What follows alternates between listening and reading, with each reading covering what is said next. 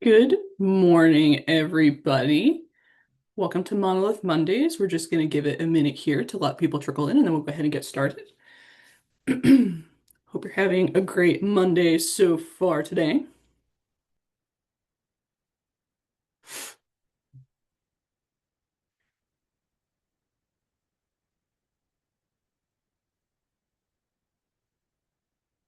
Okay, looks like people are starting to trickle in, so we'll kick things off.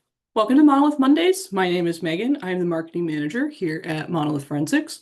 If you haven't been to Monolith Mondays before, basically, what we do is every Monday live at 10 a.m. Central is somebody from our team goes through a workflow or a handful of features inside of Monolith. And it's just really a way to get for you guys to get to know the platform a little bit better and see everything that Monolith can do and ask us questions directly if you have any.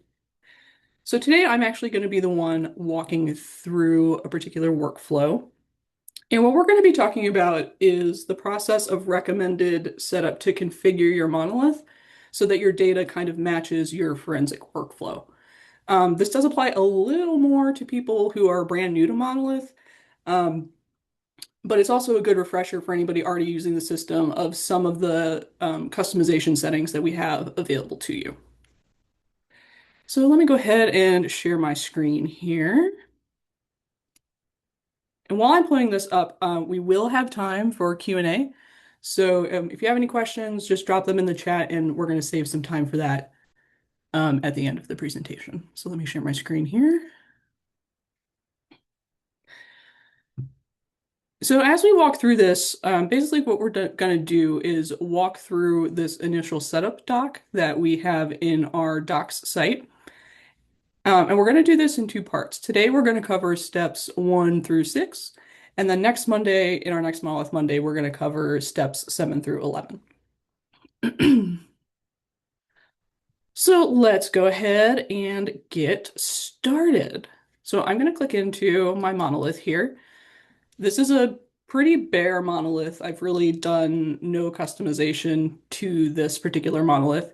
I have one lonely example case, but that's about the extent of what I've done so far.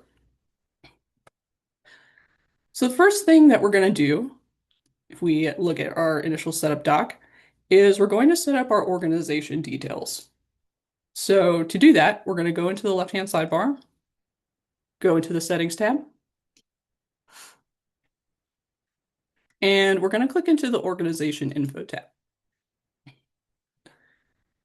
So here you can see we can update our logo. We have some organization details here. And the reason we recommend updating this is because Monolith uses this particular setting set to pull in this information and things like generated reports, or if you're using the label functionality, it will pull that information in there as well. And it really is just a way to kind of brand it to you and make sure that things you're producing and maybe sending off to other people have your organization's correct information and contact information. So I'm going to go ahead and update some of this info. Let me change the logo first to my pretend logo I have here. Okay, cool. Logo's updated. Let me rename my organization to match this. And I noticed that my address here is blank, so I'm going to go ahead and update this with a street address as well. All right, cool. Pretty simple. I'm going to click Save Changes. I got a little green confirmation from Monolith here. And now if I refresh this, our logo should change. Yep. Okay, so our logo and organization info is all set up. So step 1 complete. So let's move on to step 2. So the next thing we're going to do is add user accounts. So we want to add in people who will be using Monolith. We want to get them set up with their accounts so they can get all their credentials set up. And once Monolith is kind of set up for active casework, they can start working in here. So the place to add new users is under the organization tab in team management. You can see I have a couple of users already set up here. We can see their name, their email, their role, just some cursory information here. Let's say I have one more person on my team that I need to add in here. So to add them, we can click Add New User. That's going to open up a modal to enter in their information. So let me just add in my pretend employee's information here.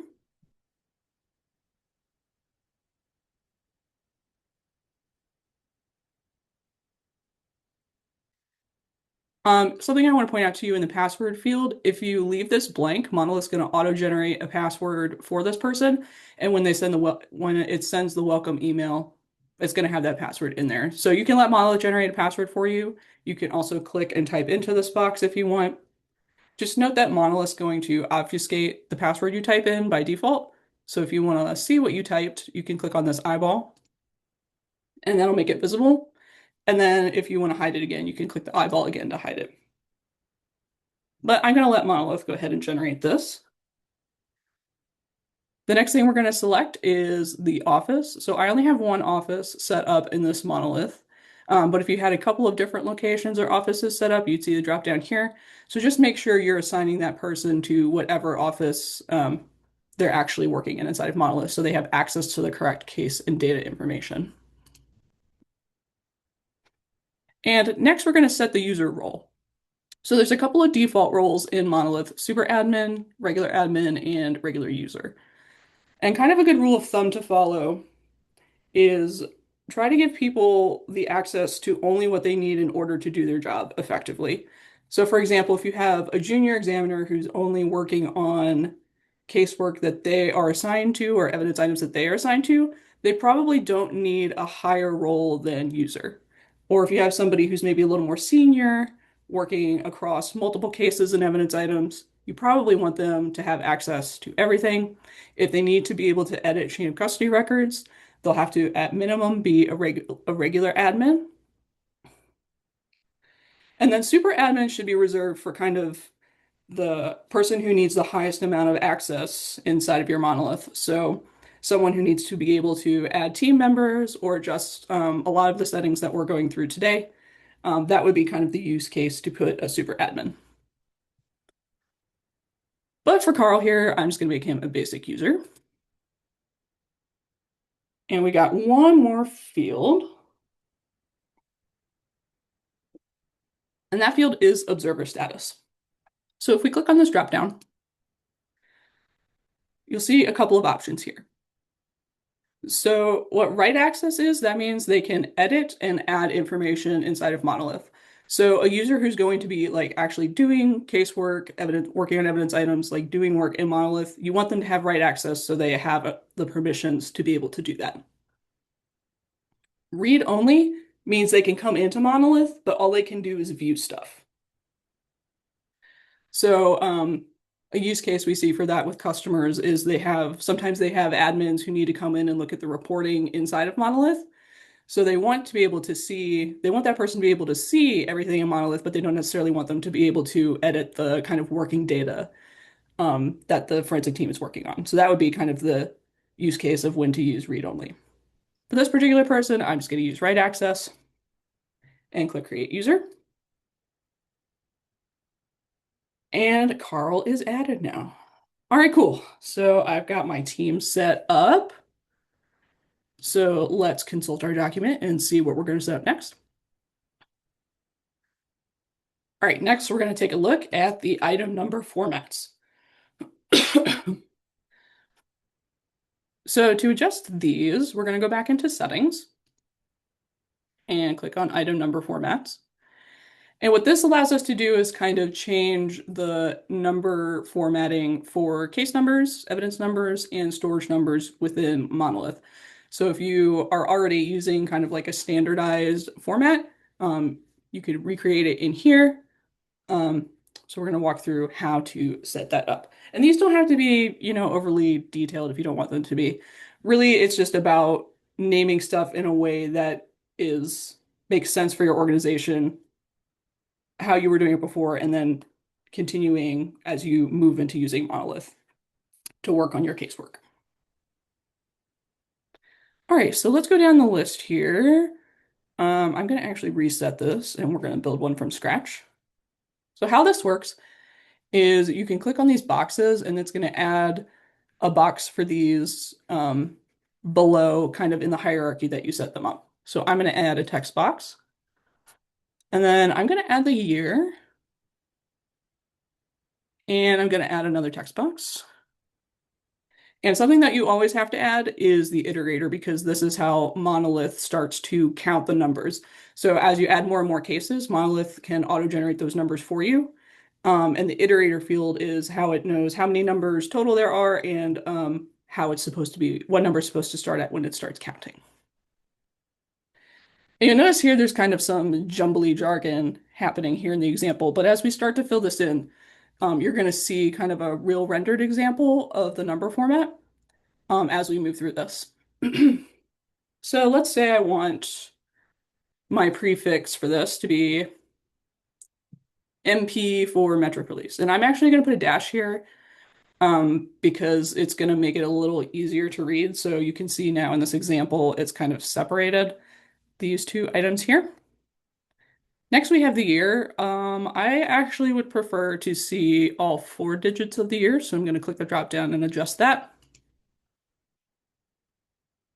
And then for this text box, I honestly only put this in here to add another hyphen because I want this to be very, very easy to read. And the last thing we're going to add is the number iterator. So right now it's defaulting to 1, but I want a couple of digits accounted for, so I'm going to actually increase this to 3. You'll notice I have 3 numbers here now. And I'm going to let it start counting at 1, so I'll go ahead and leave that as is. And now all we have to do is click apply. Monolith's giving us a little green confirmation in the bottom corner.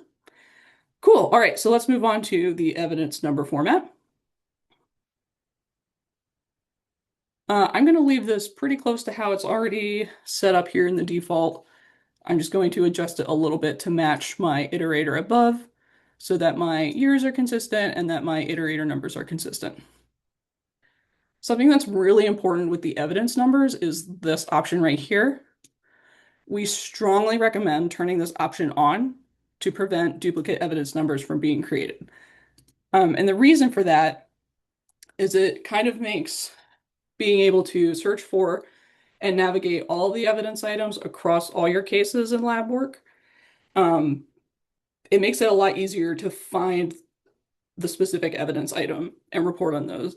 Because if you have duplicate evidence numbers, the issue you may run into is you'll look at all of your evidence items in your lab, and you probably will have 14 evidence items that have the same evidence number. So then you'll have to suddenly dig through all of those to figure out which is the one you're actually looking for. So again, we strongly recommend turning this on. That just keeps everything is assigned its own number, makes it much easier to find, keeps everything extremely organized. So I'm going to hit apply here as well. And move on to the storage number. And again, I'm just going to make a couple of tiny, tiny adjustments so that the formats are kind of consistent between my evidence storage and case numbers. Alrighty here. All right, cool. Item numbers sorted. So let's return to our setup doc and we'll go to the next section. All right, so now we're going to configure our case options. And there's a couple parts to this. So the first part is setting up your case types. So Monolith has a few default case types here. Kind of the recommendation we have when you approach this is prioritize adding case types that you work on the most frequently. You can always add more case types later, but that way your list is accurate from when you start to do casework in here, and everything that you need to do cases that you're most likely to work on is already set up in here. So I actually made a list of case types that my pretend lab works on. So I don't actually do any of these, so I'm going to delete this. But we do some narcotics cases. So I'm going to add a case type for narcotics. All right, cool. So these are all the case types that my particular lab works on right now. Again, if you have another case type that comes up later, you can always come back and add more. And just for context for where this lives, so if we click over into just the cases section and open a new create case widget, These options are going to populate in this field here for a case type. So again, we would recommend prioritizing case types that you work on most frequently. And if there are any in there that you maybe don't work on from the default list, go ahead and delete those out just so you're not clogging up your data with stuff that's not likely to be used. Again, you can always add more case types later as you need them. All right, cool. So now we're going to move on to case statuses. So think of case status as kind of the overall state of whether a case is being worked on or not. So there's a couple of default ones. Active and closed are actually like permanent monolith settings. Those settings cannot be changed, so you'll always have active and closed. But down here you can see we have one for standby with a little pencil icon. So we can change this if we don't want to have one that says standby. I'm actually going to change this to backlog.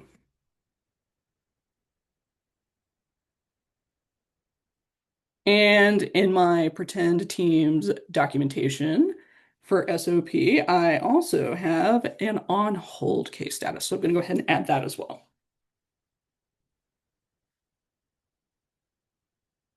And this stuff will similarly show up in the create case widget. Oop.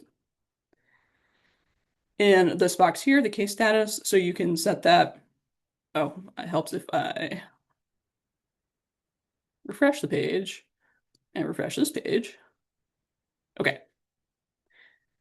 So once you add those items, they're going to show up here. So again, if you have stuff when it comes in and it's coming in backlog, you could change it to that here. All right, so we've got our case statuses set up. The next thing we're going to set up is case progress. So case progress, this is just a more granular way to track the progress of the case as it's being worked on. So when you're setting this up, we recommend setting it up so that it follows the steps of your organization's workflow for cases. So you can see here, there's a couple of pre-populated things in here. So in my particular case, lab, I also want a case progress status for preservation. So I'm going to add that in here. And something that's really important to note here too is you want this to be listed in the order that the steps are actually happening as you move through your case workflow. So preservation for us would happen after intake. So I'm going to click and hold and drag and drop it below here. And what that's going to do when we come back to our cases, what we just adjusted affects this bar in the case details page. So this is why we recommend it needs to be like in the order of your process, because you can click here and this is kind of showing you like the progress bar of how complete the work is on that particular case.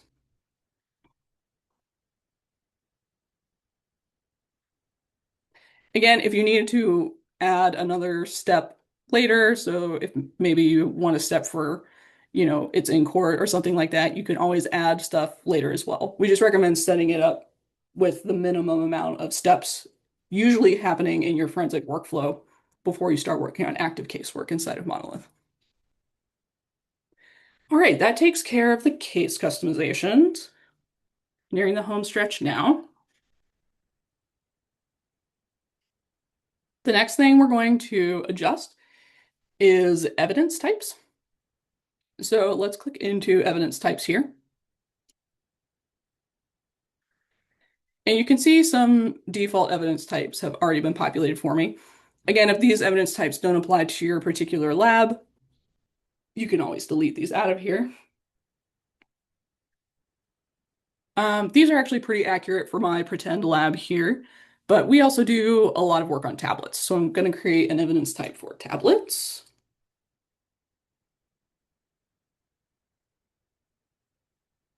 All right, let me come back over here. And just to kind of show you an example of where this information is being populated, if we come into the add evidence modal, what we just adjusted will appear in this evidence type drop down here. And again, you can edit this later. We would just recommend prioritizing evidence types, adding the evidence types that you frequently work on. Put those in here first so that when you hit the ground running in Monolith, the evidence types that you need are already there and ready to work with. All right, cool. So next we're going to do evidence progress. This is pretty similar to case progress. Again, this is just kind of focusing specifically on the forensic workflow of that evidence item. So again, we would recommend adding the steps that you typically follow for your forensic workflow as you work through an evidence item, and then make sure they're in the order in which the steps happen. So let me consult my pretend documentation here. All right, so these steps are already correct for my particular workflow, but I'm also going to add an evidence progress step for pending authority because maybe I have information about the item, but I don't have the item in hand yet. Okay, cool. So that's added now. And just remember, this example, I picked one that kind of would be first in the process anyway. But if this was later in your process, just remember to click and drag and drop and reorder it so that it's showing up in the order the steps are actually happening. Because if we go to look at this evidence item, you can see this bar here as well. Well, let me refresh this so it's reflecting what I just added. Okay, apparently it's putting it in the wrong order, but the idea is you want this to follow the steps that you're taking in your forensic process. And the cool thing about the evidence item one specifically is if you're if you're working with people who are using Relay to submit casework and evidence items to you, they're actually going to be able to see kind of like a smaller version of this progress bar to kind of keep an eye on the status of evidence items that they've submitted to you. So it's really helpful for them to kind of keep an eye on the progress of the work that you're doing without them having to, call you or send you a billion emails. It's just really, really handy. All right, keeping an eye on time. We're at the last couple of things here. The next thing we're going to do is go into custom fields. And we're actually going to set up a custom evidence field based on the evidence types that we just created.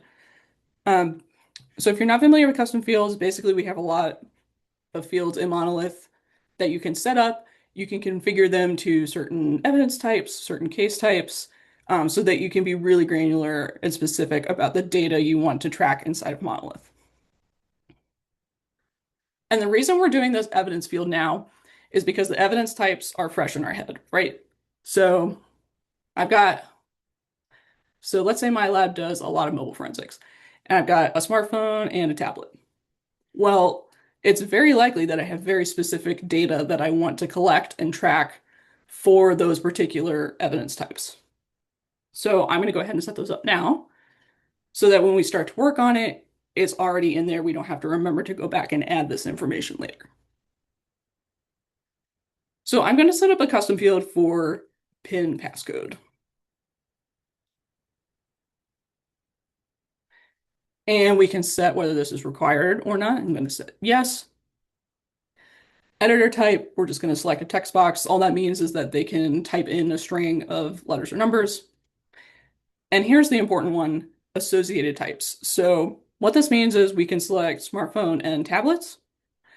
And that means that this custom field will appear anytime these associated evidence types are selected so that you can go ahead and enter in that information when you're creating the evidence item.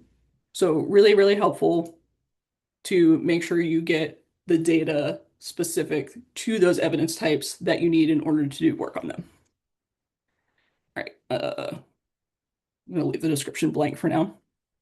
And I'll click create. And now I have a custom field. Cool. All right, and we're at the last thing, and then we'll open it up for questions. So Monolith also has a task system, and in that task system, you can actually track time. And the cool thing about that is you can set up categories for that time to be tracked, which makes it easy for you to report on it and take a look at, okay, where is my time, where is my team's time being spent? So this is the last thing we're going to set up, and then we'll move to Q&A. So here in the time entry categories, there's a few default ones. Again, if these don't matter to you, you can delete them just to keep your data clean. I'm going to leave these as is, but I'm going to create a new category based on a common example we've heard from customers. Because um, if they're we've heard a lot of use cases where maybe they're like, processing a device and like waiting for it to complete the acquisition. So a lot of times they'll set up a time category for machine time to track how long that process is taking. Because while that's happening, it's likely that the examiner is working on something else in tandem. So that just lets them be able to kind of more accurately track their time appropriately. So I'm just going to create a quick category for machine time.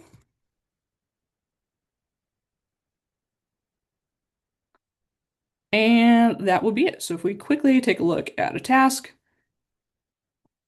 where this is going to show up is in this category drop down here. And there it is, machine time. All right, cool. Let me stop my share. We are done walking through part one of the setup doc, and I will open it up for questions. Anybody have any questions? Feel free to drop them in the chat, in the Q&A.